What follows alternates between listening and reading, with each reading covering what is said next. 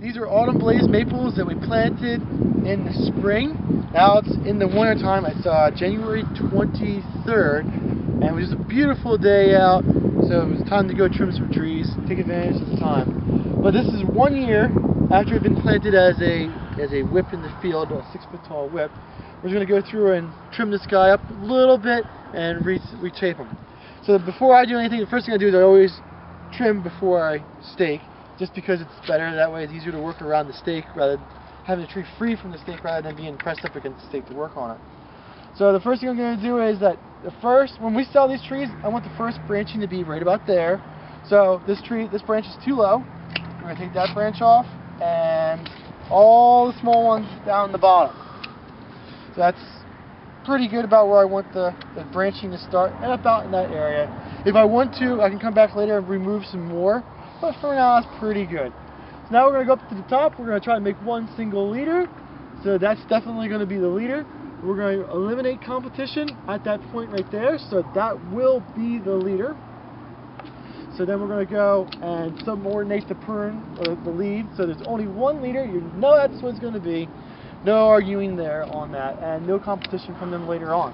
So we're going to go down and we're going to make ourselves somewhat of a little bit more rounded of a tree. So we have all the tips all knocked back. There's buds wherever we're cut at.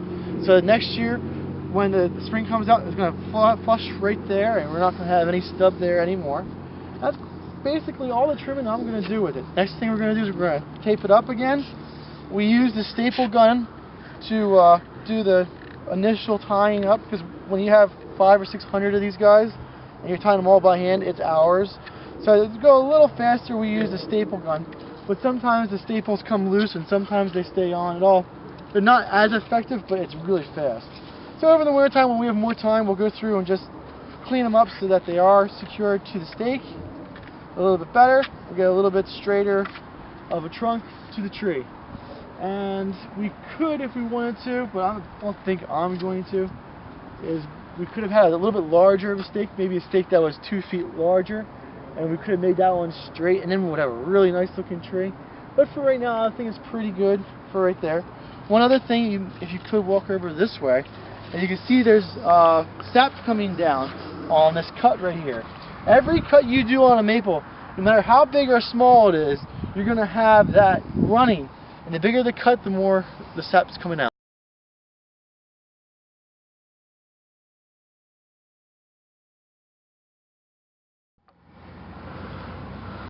Regardless of what you do or how you prune it, that sap's going to come out. There's no way of really stopping that, and we call that bleeding. If you see that, don't be worried. It's just one of the things that maple trees do when they get cut. If you notice on these trees, there's absolutely no deer damage. And that's because this farm is fenced with an 8-foot high fence. If you have a small tree like this and there's deer in your area, you will also need to have a tree guard on it. These don't have tree guards because there are very few deer that get in here. Those that do seem to end up on somebody's dinner table. These are maples that are tagged and ready to dig. These are available at Highland Hill Farm on Route 313 in Fountainville, PA. We'll be digging these for the spring of 2018. These are 2-inch red maples.